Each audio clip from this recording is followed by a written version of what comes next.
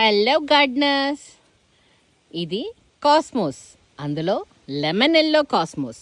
ఈ కాస్మోస్లో మన దగ్గర చాలా కలర్స్ ఉన్నాయి, అందరికీ తెలుసు కదా. అందులో ఇది వైల్డ్గా పెరిగే కాస్మోస్ అండి.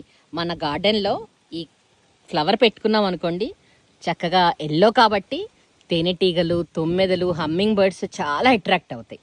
మన గార్డెన్లో ఎల్లో ఫ్లవర్స్ చాలా పెట్టుకోవాలండి. వీటి సీడ్స్ చూసారా?